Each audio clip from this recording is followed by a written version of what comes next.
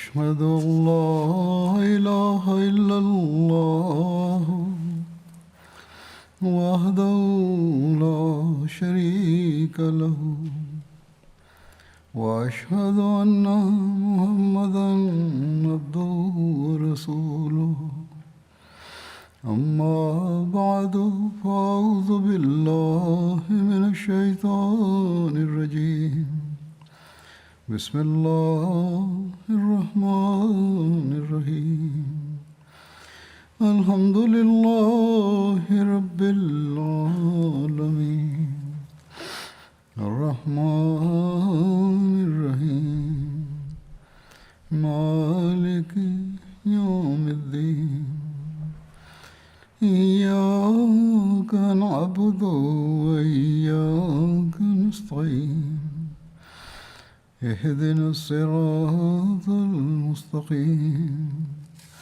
صراط الذين أنعمت عليهم غير المغضوب عليهم ولا الضالين.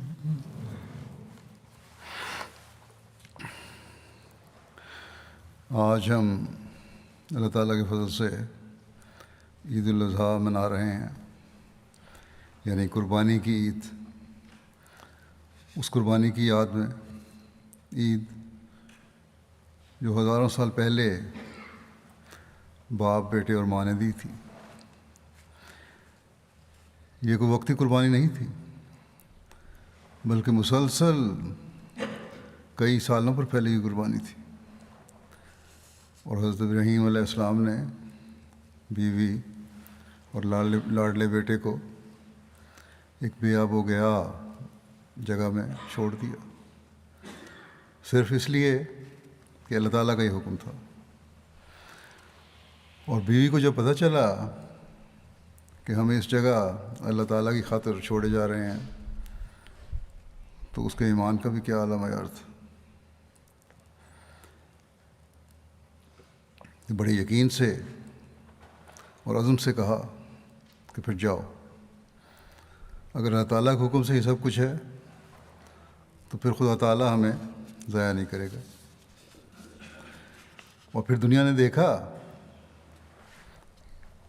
کہ اللہ تعالیٰ نے انہیں ضائع نہیں کیا. وہیں پانی کا بھی انتظام کر دیا،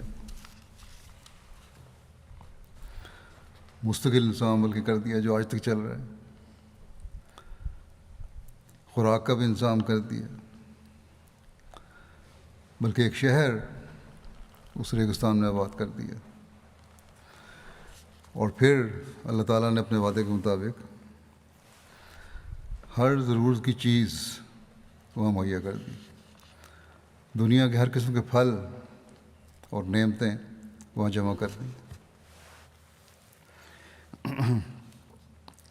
ہر سال لاکھوں لوگ حج کے لیے وہاں جاتے ہیں اور وہاں جب عبادت کا فریضہ ادا کرتے ہیں، جہاں وہاں دنیاوی نعمتوں سے فائدہ اٹھاتے ہیں.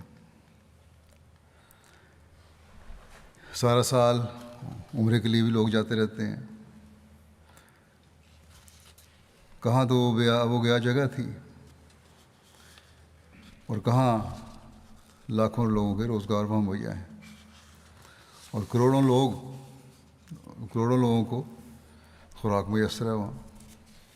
بس یہ ہے اللہ تعالیٰ کے وعدے پورے کرنے کا اظہار کہ ایک وعدہ کیا اور ایک نشان کے طور پر اس کی چمک دکھلا دی. اس میں وہ نبی پیدا کیا اپنے وعدے کے مطابق جس پر کروڑوں لوگ روزانہ درود و سلام بھیجتے ہیں آج تک، اور قیامت تک بھیجتے چلے جائیں گے.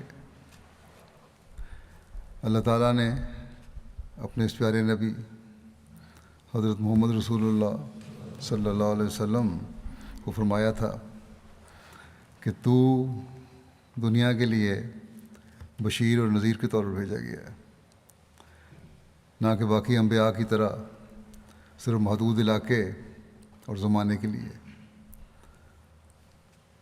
تو پھر ایسے انتظام بھی فرما دیے کہ اس خاتم الانبیاء اور آخری رسول کے پیغام کو بھی دنیا کے ہر ملک میں پہنچا دیا. تھوڑے سے عرصے میں ایک وسیع علاقے پر اسلام کا پیغام پہنچ گیا اور اب دنیا کے ہر کونے میں پہنچا ہوا ہے. اس کے ماننے والے وہاں پیدا کر دیے دنیا کے ہر کونے میں. 4000 سال پہلے حضرت ابراہیم علیہ السلام اور حضرت اسماعیل علیہ السلام کی دعاؤں کو قبول کرتے ہوئے جو وعدہ فرمایا تھا اس کو عظیم الشان طریقے پر پورا کیا. بس یہ ہیں خدا تعالیٰ کے کام. جو اس کی طرف جھکتا ہے، اس کے حکموں پر عمل کرتا ہے، اس کی رضا کی خاطر ہر قربانی کے لیے تیار ہوتا ہے، وہ سچے وعدوں والا اس سے اپنے پیار کا اظہار بھی کرتا ہے. آج دنیا میں کوئی دین نہیں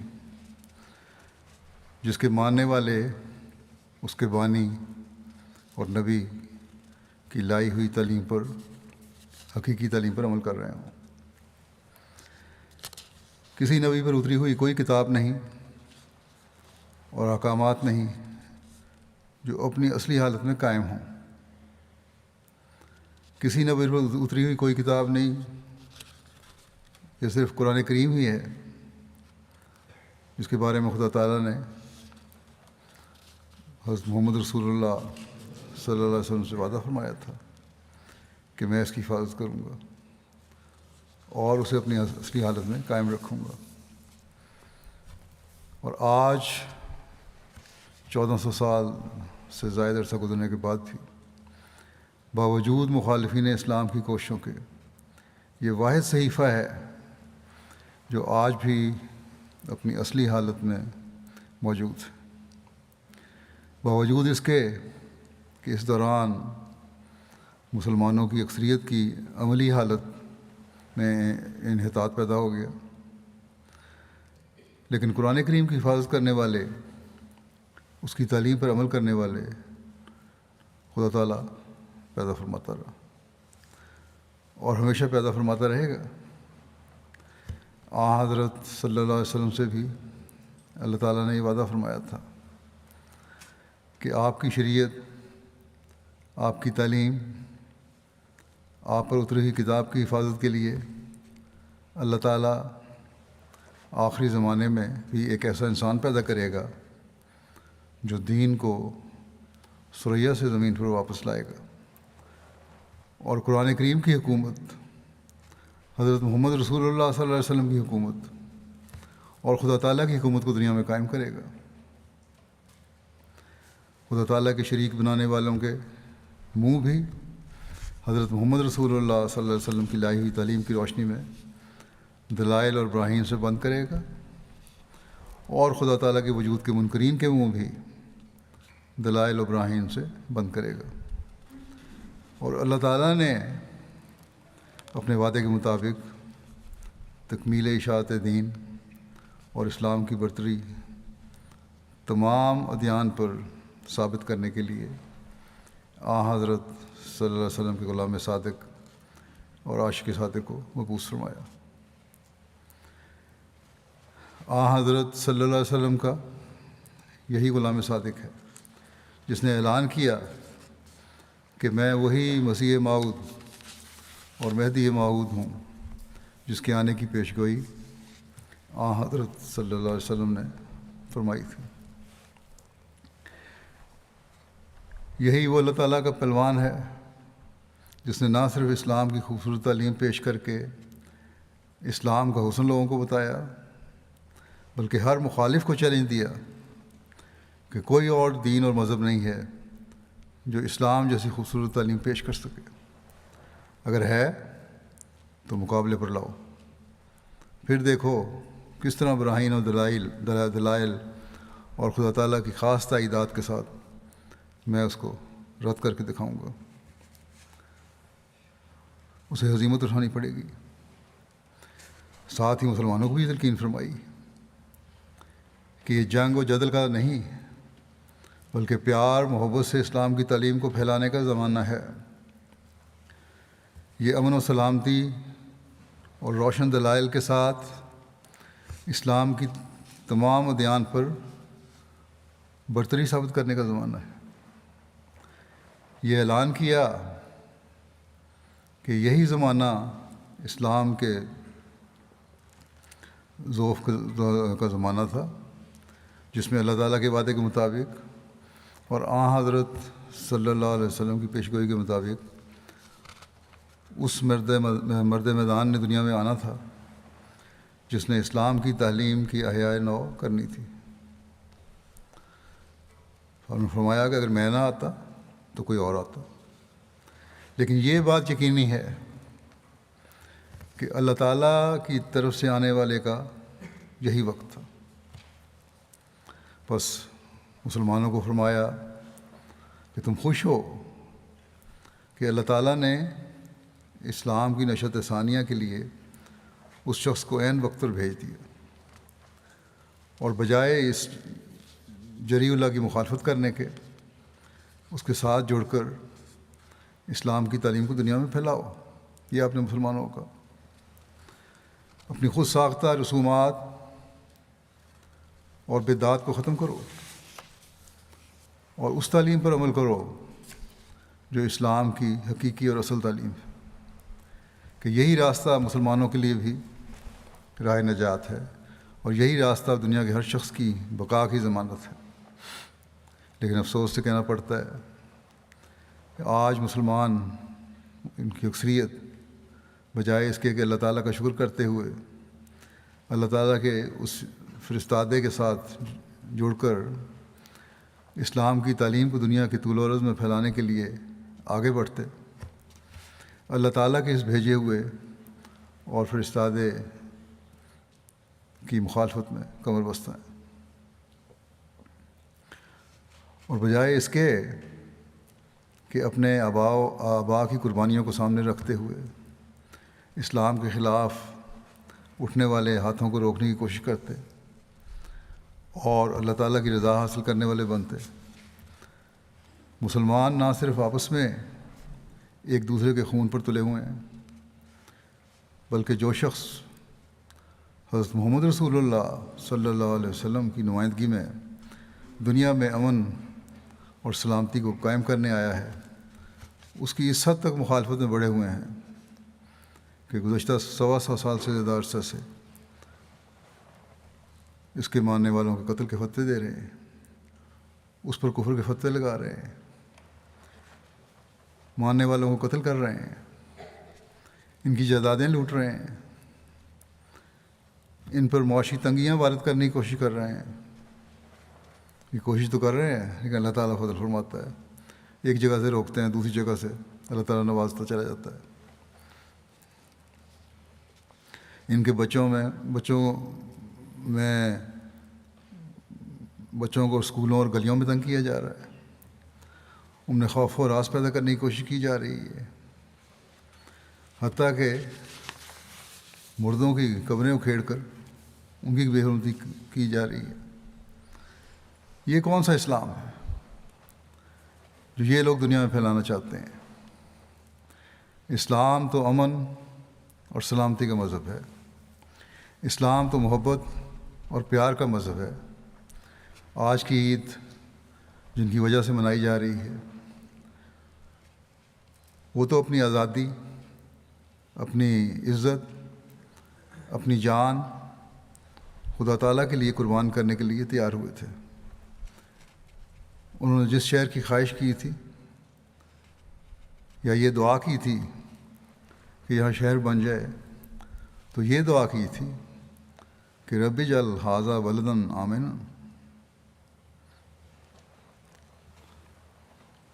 کہ اے میرے رب اس جگہ کو ایک پرامن شہر بنا دے، تاکہ جو یہاں رہنے والے ہوں، جو یہاں آنے والے ہوں، امن اور سلامتی سے رہنے والے اور امن و سلامتی کے پھیلانے کا خیال رکھنے والے ہوں۔ بس کیا یہ دعا مسلمانوں سے تقاضا نہیں کرتی کہ اگر اس شہر کی طرف منسوب ہوتے ہیں اگر رب کعبہ کی عبادت کرتے ہیں، اگر حضرت ابراہیم علیہ السلام اور حضرت اسماعیل علیہ السلام کی قربانیوں اور خانہ کعبہ کے قیام کے مقصد کو پورا کرنے کی خواہش رکھتے ہیں، تو پھر اپنے دلوں میں بھی امن و سلامتی اور پیار و محبت کے شہر بسائیں۔ ایک دوسرے کی گردنیں کاٹنے کے بجائے رحماء بینہم کے نمونے پیش کریں۔ دنیا کی سلامتی اور امن، دنیا کو سلامتی اور امن کا پیغام دیں۔ زمانے کے امام مسیح موعود اور مہدی موعود جو حضرت صلی اللہ علیہ وسلم کی پیشگوئیوں کے مطابق آیا، اس پر کفر کے فتوے لگانے اور اس کے ماننے والوں پر ظلم و تعدی کرنے کے بجائے آج کے دن کی عید کو امن و سلامتی کے پیغام سے اور مسیح موعود کی بیعت میں آ کر حقیقی عید بنائیں۔ اگر یہ سوچ پیدا نہیں کریں گے تو لاکھ عیدیں منائیں، وہ اسلام کی تعلیم کے مطابق منانے والی عیدیں نہیں ہیں۔ جتنے چاہے حج کر لیں، وہ اللہ تعالیٰ کی تعلیم کے مخالف چلنے والوں کے حج ہیں۔ سوچیں اور غور کریں، جس طرح واقعات میں، پرانے واقعات میں پہلوں کے حج ان کے ظلم و زیادتی کی وجہ سے اللہ تعالیٰ کے حضور مقبول نہ ہونے کے روایات ملتی ہیں۔ کہیں ہماری باتوں اور حج کے مناسک باوجود سب کوششوں کے صرف اس ظلم و زیادتی کی وجہ سے جو آج کل مسلمان کر رہے ہیں، اللہ تعالیٰ کے حضور مقبول ہونے سے رہ تو نہیں جائیں گی؟ سوچیں، غور کریں۔ کہیں کلمہ پڑھنے والے اور اپنے آپ کو خدائے واحد اور محمد رسول اللہ صلی اللہ علیہ وسلم پر ایمان لانے والے کو حج اور دوسری عبادات سے روکنا انہیں خدا تعالیٰ کی پکڑ میں لانے والا نہ بنا دے۔ اور اب تو پاکستان میں باقاعدہ انتظامیہ کی طرف سے بھی بعض جگہ اعلان کیا گیا ہے کہ عید کے 3 دن کوئی احمدی کسی جانور کو ذبح نہیں کر سکتا، چاہے قربانی کے لیے ہو یا کسی بھی مقصد کے لیے ہو، کیونکہ اس طرح اسلامی شعائر کی بے حرمتی ہوتی ہے۔ نعوذ باللہ، قربانی اگر احمدی کرتے ہیں تو یہ قربانی صرف ان نام نہاد مسلمان علماء کا حق ہے، صرف ان لوگوں کا حق ہے جن پر یہ علماء مسلمان ہونے کی مہر ثبت کریں۔ ان لوگوں کے لیے اس مہر کی کوئی حقیقت نہیں جو اللہ تعالیٰ اور اس کے رسول حضرت محمد مصطفیٰ صلی اللہ علیہ وسلم کی ایک شخص کو مسلمان بنانے اور کہنے کی مہر ہے۔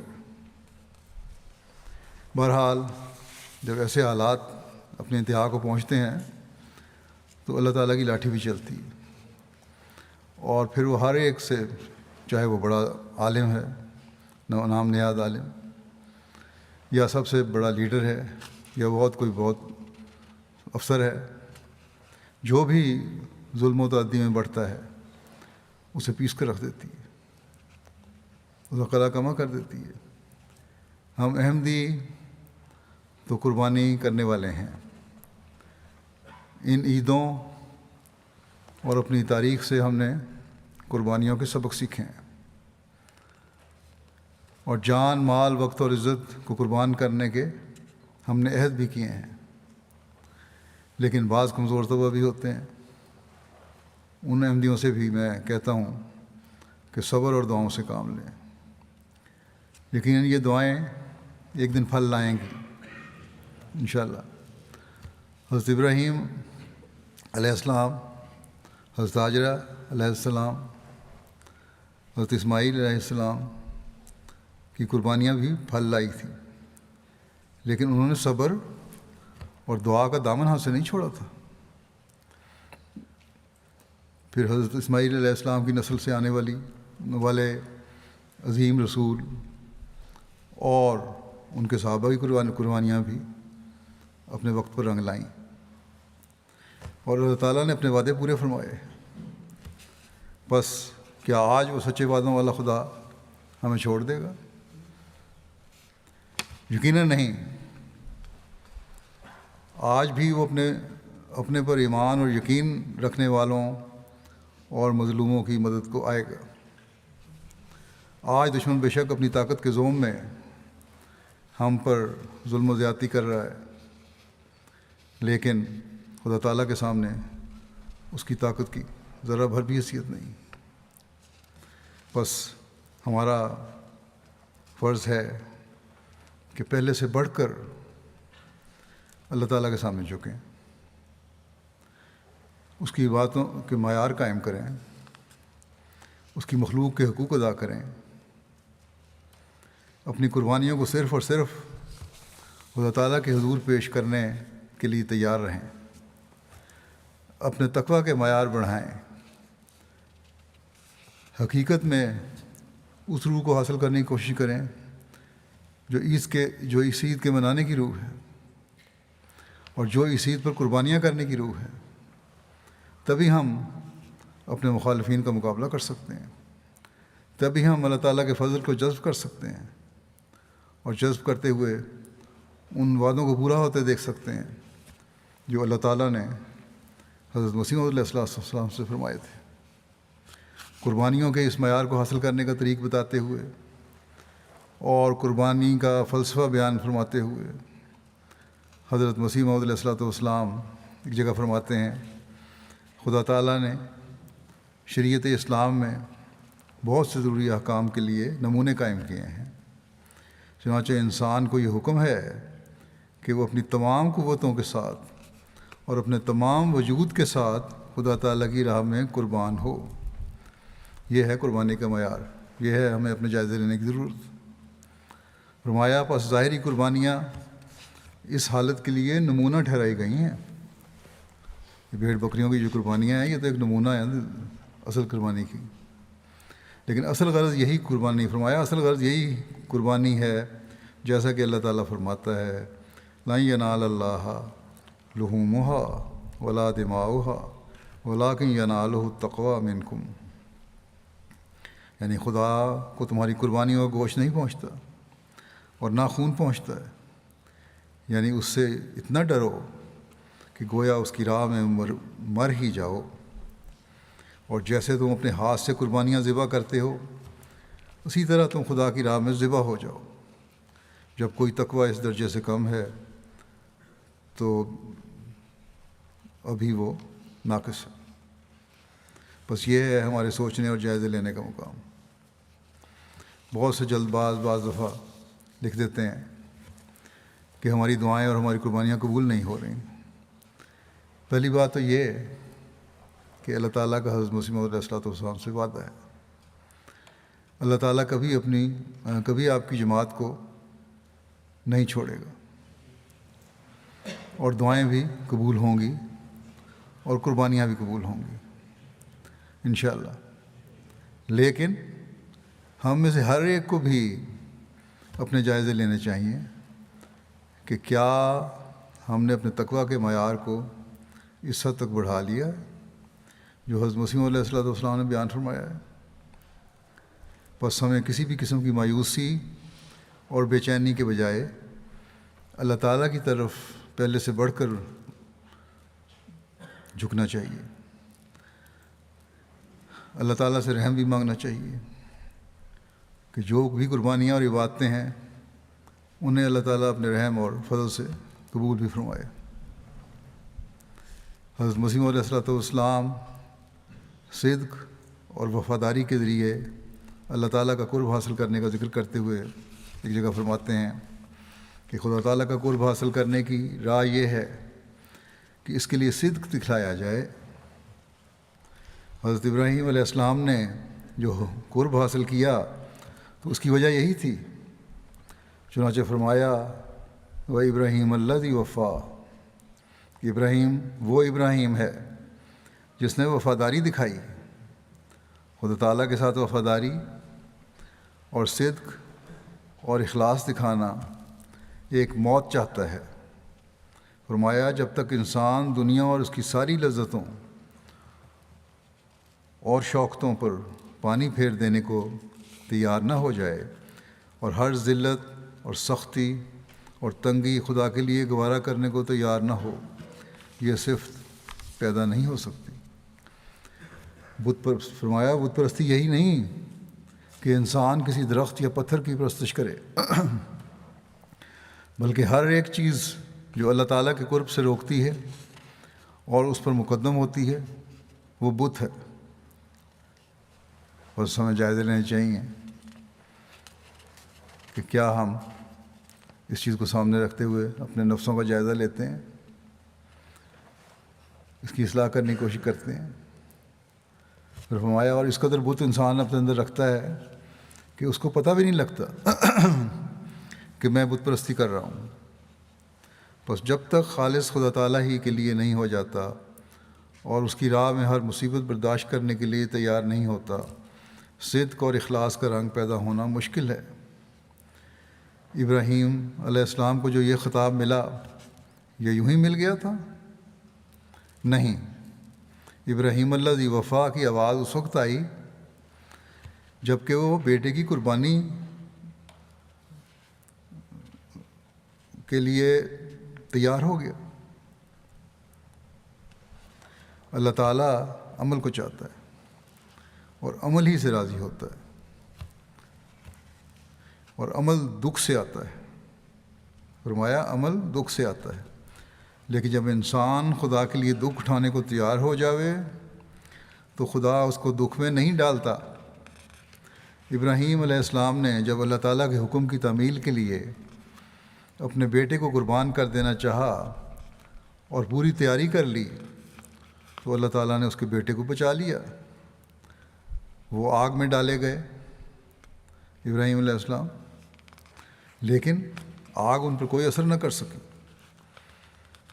فرمایا اگر کوئی اللہ تعالیٰ کی راہ میں تکلیف اٹھانے کے لیے تیار ہو جاوے تو خدا تعالیٰ تکالیف سے بچا لیتا ہے۔ بس اگر ہم صبر، دعا، صدق و وفا کے ساتھ اس کے در پر جھکے رہیں گے تو یقیناً وہ دوڑتا ہوا ہماری طرف آئے گا، اور دشمن جو اپنی طاقت کے زوم میں ہم پر ظلم روا رکھے ہوئے ہے اسے ملیا میٹ کر دے گا۔ بس اس عید پر ہمیں بھی اپنی قربانیوں، وفاؤں اور صدق اور تقویٰ کے معیاروں کے جائزے لینے چاہیے۔ من حیث الجماعت جتنا زیادہ اپنے جائزے لینے اور اپنی حالتوں کو بہتر کرنے کی کوشش کرتے رہیں گے، اتنی جلدی اللہ تعالیٰ کی مدد اور نصرت اور تائید کے نظارے بھی ہم دیکھیں گے۔ بس اس کے لیے بھی آج خاص طور پر دعا کریں کہ اللہ تعالیٰ ہمارے صدق و وفا اور تقویٰ کے معیاروں کو بڑھائے اور ہم وہ بن جائیں جو وہ ہمارے سے توقع رکھتا ہے، اور دعا کے ساتھ اپنے عمل بھی اس تعلیم کے مطابق کریں، اور صرف علمی طور پر ہی نہیں بلکہ عملی طور پر بھی ہمارا ہر مرد، عورت اور بچہ قربانی کا وہ معیار حاصل کرنے والا ہو جو حضرت ابراہیم علیہ السلام، حضرت ہاجرہ اور حضرت اسماعیل علیہ السلام نے قائم کیے تھے۔ تبھی ہم اس بیعت کا حق ادا کرتے ہوئے اس کے فیض سے بھی حصہ پانے والے ہوں گے جو حقیقت میں حضرت مسیح موعود علیہ السلام سے جڑنے والوں کو ملنا چاہیے۔ اس بارے میں عید الاضحیٰ سے متعلق حضرت مسیح علیہ السلام کی اس ارشاد کو بھی ہمیں ہمیشہ سامنے رکھنا چاہیے، جس میں آپ فرماتے ہیں کہ یہ عید اضحیٰ پہلی عید سے بڑھ کر ہے، اور عام لوگ بھی اس کو بڑی عید تو کہتے ہیں، لیکن مگر سوچ کر بتلاؤ کہ عید کی وجہ سے کس قدر ہیں جو اپنے تزکیہ نفس اور تزکیہ قلب کی طرف متوجہ ہوتے ہیں اور روحانیت سے حصہ لیتے ہیں اور اس روشنی اور نور سے حصہ لینے کی کوشش کرتے ہیں جو اس دعا میں رکھا گیا ہے۔ فرمایا یہ عید جس کو بڑی عید کہتے ہیں ایک عظیم الشان حقیقت اپنے اندر رکھتی ہے اور جس پر افسوس کہ توجہ نہیں کی گئی۔ بس ہمیں ہر وقت ہمیشہ یاد رکھنا چاہیے کہ اس زمانے میں اسلام کی نشت ثانیہ کے لیے جس روشنی کو اللہ تعالیٰ نے ہمارے لیے بھیجا ہے اس سے فیض پانے کے لیے ہمیں اپنے جائزے لیتے رہنا چاہیے اور تزکیہ نفس اور تزکیہ قلب کرتے ہوئے یہ دیکھنا چاہیے کہ اسلام کی حقیقی تعلیم کو اپنے اوپر لاگو کرنے کے ساتھ دنیا میں پھیلانے کے لیے بھرپور کوشش ہم کس حد تک کر رہے ہیں۔ اگر ہم یہ کر رہے ہوں گے تو ہماری قربانیاں بھی مقبول ہوں گی اور ہم ضحیٰ سے بھی فیض پا رہے ہوں گے۔ اللہ تعالیٰ ہمیں اس کی توفیق دے۔ عید الاضحیٰ کے حوالے سے ایک اور بات بھی میں مختصراً کہنا چاہتا ہوں جس کے بارے میں اکثر ملاقاتوں میں لوگ سوال کرتے ہیں، وہ ورچوئل ملاقاتیں ہو رہی ہیں، وہاں بھی انفرادی طور پر بھی، جو واقفین نو کی تربیت کے بارے میں ہے کہ کس طرح کی جائے۔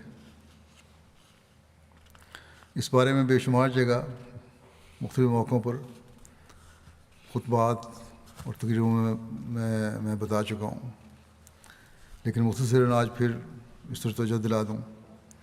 یہ اللہ تعالیٰ کا بڑا فضل اور احسان ہے کہ حضرت خلیفۃ المسیح رابع رحمہ اللہ تعالیٰ کی اس تحریک پر والدین نے لبیک کہا اور بڑی تعداد میں لڑکے اور لڑکیاں وقف کی، کر رہے ہیں اب بھی، اور انشاءاللہ کرتے بھی چلے جائیں گے۔ یہ نمونہ انشاءاللہ اس وقت تک قائم رہے گا جب تک جماعت میں اخلاص و وفا کے نمونے قائم رہیں گے، جب تک دعا ابراہیم الذی وفا کے ارشاد پر مخلصین جماعت کی نظر رہے گی، جب تک جماعت میں نظام خلافت قائم رہے گا اور اللہ تعالیٰ کے وعدوں کے مطابق یہ تا قیامت قائم رہنا ہے، تو اولاد کو وقف کرنے کا طریق بھی جاری رہے گا انشاءاللہ۔ لیکن والدین کو جو اپنے بچوں کو دین کی خاطر وقف کرنے کے لیے پیش کر رہے ہیں یا کر چکے ہیں، انہیں یاد رکھنا چاہیے کہ یہ وقف ایک قربانی چاہتا ہے، اور اس قربانی کا معیار کیا ہے؟ یہ وہ معیار ہے جو حضرت ابراہیم علیہ السلام اور حضرت اسماعیل علیہ السلام نے پیش کیا۔ جب حضرت ابراہیم علیہ السلام نے بیٹے سے کہا کہ میں نے تجھے خواب میں گلے پر چھری پھیرتے دیکھا ہے، تو بیٹے سے پوچھا کہ اے اسماعیل بتا تیرا کیا ارادہ ہے؟ تو بیٹے نے، جس کی تربیت بزرگ اور تقوی میں بڑے ہوئے ماں باپ نے کی تھی، فوراً جواب دیا کہ اے میرے باپ، تو اپنی رویا پوری کر، تو مجھے انشاءاللہ صبر کرنے والوں اور قربانی کرنے والوں میں سے پائے گا۔ بس وقف کرتے وقت والدین کی یہ سوچ ہونی چاہیے کہ ہم اپنے بچوں کو وقف کے لیے پیش کر رہے ہیں تو ان کی تربیت بھی اسی نہج پر ہو اور ان کے لیے دعائیں بھی ہوں، تاکہ ہمارے بچوں کا جواب بھی اسماعیل والا جواب ہو۔ والدین صرف دوسروں کو دیکھا دیکھی یہ وقتی جوش کے تحت بچوں کو وقف نہ کریں، اپنے جائزے لیں کہ کیا ہم اس نہج پر بچوں کی اٹھان کر سکتے ہیں کہ ان کا جواب حضرت اسماعیل علیہ السلام والا جواب ہو۔ اور یہ اسی صورت میں ہو سکتا ہے جب والدین کے اپنے عملی نمونے نیکی اور تقوی کے اعلیٰ معیار قائم کرنے والے ہوں، ورنہ پھر بچے بڑے ہو کر کہتے ہیں کہ آپ نے ہمیں وقف کیا تھا، ہم اس کے لیے تیار نہیں ہیں۔ ہم تھوڑے سے الاؤنس میں جماعت کی خدمت کر کے گزارا نہیں کر سکتے، فلاں پابندی کے ساتھ ہم کام نہیں کر سکتے، اس لیے ہم وقف نہیں کرتے۔ اگر وقف کرتے وقت ماں باپ کی نیت نیک بھی ہو، لیکن بعد میں ان کی عملی اور روحانی حالت اور بچوں کی تربیت میں وہ اپنا کمزوری، عملی اور روحانی حالت میں کمزوری ہو اور بچوں کی تربیت میں وہ اپنا کردار ادا نہ کر رہے ہوں، تو بچے کبھی اس قربانی کے لیے تیار نہیں ہوتے۔ بس اس لحاظ سے واقفین نو بچوں کے ماں باپ کو، اور جو ماں باپ اپنے بچوں کو وقف کرنا چاہتے ہیں، انہیں اپنا جائزہ لیتے رہنا چاہیے کہ کیا وہ اس معیار کو حاصل کرنے والے ہیں۔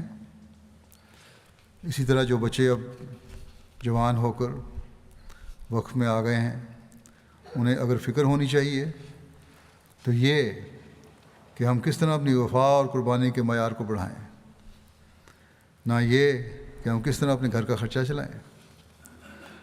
اللہ تعالیٰ پر توکل کریں اور تقویٰ میں بڑھیں تو اللہ تعالیٰ خود ضروریات پوری فرما دیتا ہے۔ پس واقفین نو جو اس وقت جماعتی خدمت میں آ گئے ہیں، انہیں بھی اپنے اندر اسماعیلی صفات پیدا کرنی ہوں گی، تبھی اللہ تعالیٰ ان کے لیے ہمیشہ بھلائی اور بہتری کے راستے کھولتا رہے گا۔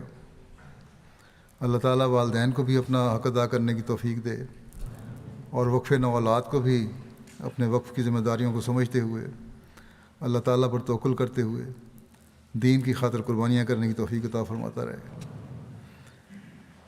زیادہ پڑھ لے کر وہ دنیا میں ڈوب جانے والے نہ ہوں، بلکہ دین کو ترجیح دیتے ہوئے، اپنے وقف کے عہد کو نبھاتے ہوئے وفا کے ساتھ اپنی خدمات پیش کرنے والے ہوں۔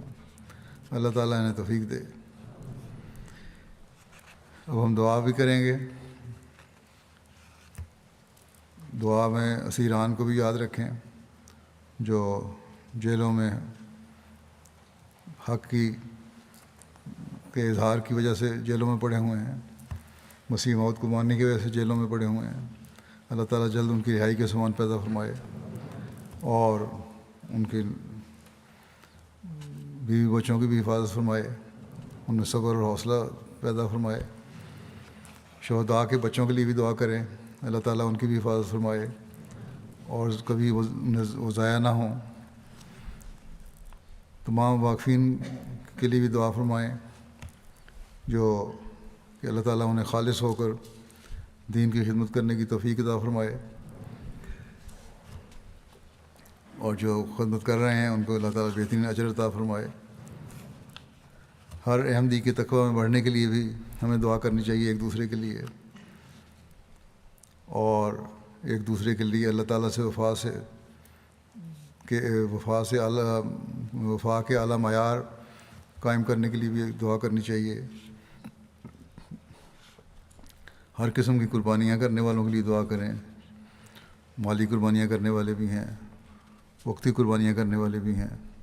اللہ تعالیٰ سب کو بہترین جزا دے۔ اور اب دعا کرتے ہیں۔ دعا سے پہلے میں سب کو عید مبارک بھی کہہ دوں۔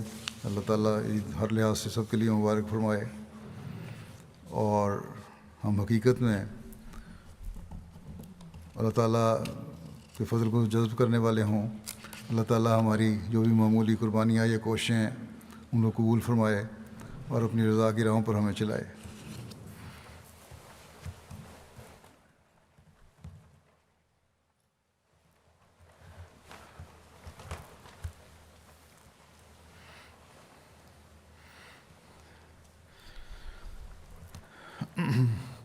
الحمد لله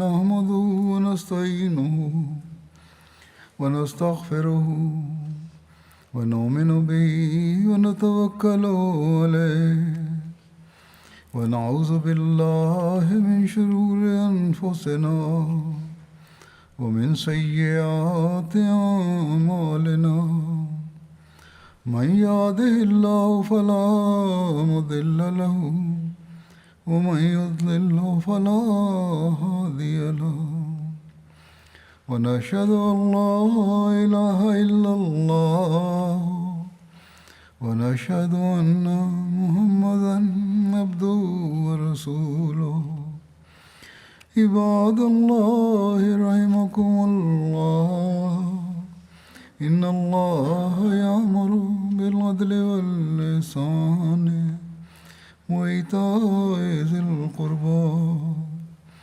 وينهى عن الفحشاء والمنكر والبغي يعظكم لعلكم تذكرون اذكروا الله يذكركم وادعوه يستجب لكم ولذكر الله أكبر. دعا کر لیں.